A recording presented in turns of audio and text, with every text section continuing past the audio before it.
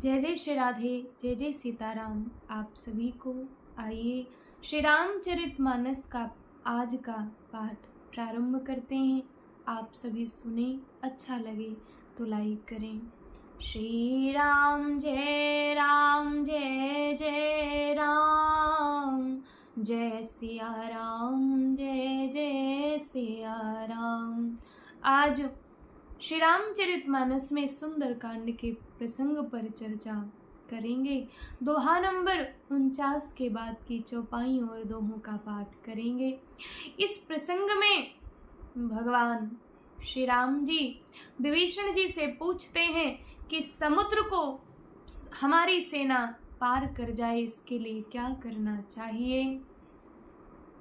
कह लंकेश सुनहु रघुनायक, कोट सिंधु शोषक तव सायक। यद्यपि तदपि नीत असि गाई, विनय करिय सागर सन जाई।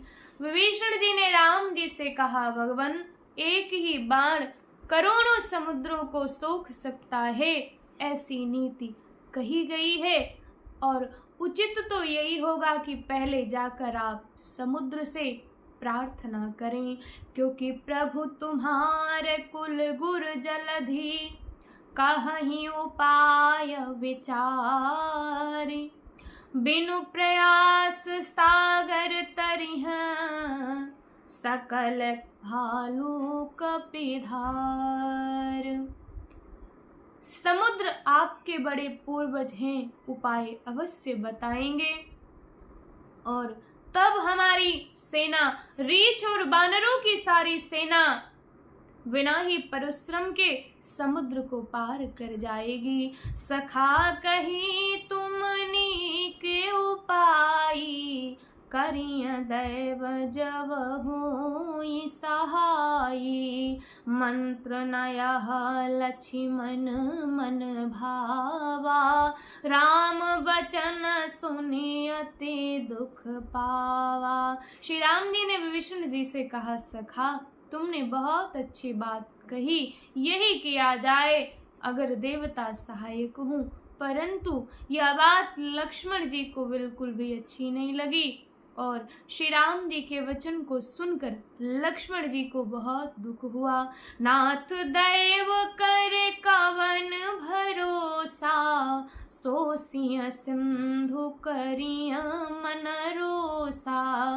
कादर मन कहूँ एक अधारा, दैव दैव आलस्य पुकारा। लक्ष्मण जी से कहा, भगवान दैव का कौन भरोसा करे। मैं तो कहता हूँ आप मन में क्रोध लाइए, समुद्र को सुखा दीजिए और जिससे हमारी सारी सेना उस पार हो जाए। सुनत बिहसी बोले रघुवीरा, ऐसे ही करब धरहूँ मन धीरा। अस कहीं प्रभु अनुजहि समुझाई, सिंधु समीप गए रघुराई। यह सुनकर श्री रघुवीर जी हंसकर बोले, ऐसे ही करेंगे, मन में धीरज रखो। ऐसा कहकर छोटे भाई को समझाकर भगवान श्री रघुनाथ जी समुद्र के समीप गए। प्रथम प्रणाम कीन सिरुनाई, बैठे पुनि तट दर्भ डसाई। जब ही विभीषण प्रभु पही आए, पाछे रावण दूत पठाए। उन्होंने पहले प्रणाम किया, फिर किनारे पर कुश बिछाकर बैठ गए। इधर ज्यों ही विभीषण जी भगवान के पास आए, त्यों ही रावण ने उनके पीछे दूत भी लगा दिए थे। सकल चरित तिन देखे, धैर्य कपट कपि देह। प्रभु गुण हृदय सराहई, शरणागत परनेह। कपट से वानर का शरीर धारण करके सारी लीला देख रहे थे और वे अपने हृदय में भगवान के गुणों की और शरणागत होने पर उनके स्नेह की सराहना करने लगे। भूल गए कि हम राक्षस हैं और इन बानरों के दल में हैं। प्रगट बखानहि राम सुभाऊ, अति सप्रेम गावे सरि दुराऊ। रिपु के दूत कपिन तब जाने, सकल बांधि कपीस पहियाने। फिर वे प्रकट रूप में श्री राम जी की बड़ाई करने लगे और अपना वेश भूल गए। वानरों ने जान लिया कि अरे ये तो शत्रु के दूत हैं। उनको बांध करके सुग्रीव जी के पास लेकर आए। कहा सुग्रीव सुनहु सब बानर, अंग भंग कर पठवहु निशिचर। सुन सुग्रीव बचन कपिधाये, बांधि कटक चहु पास फिराए।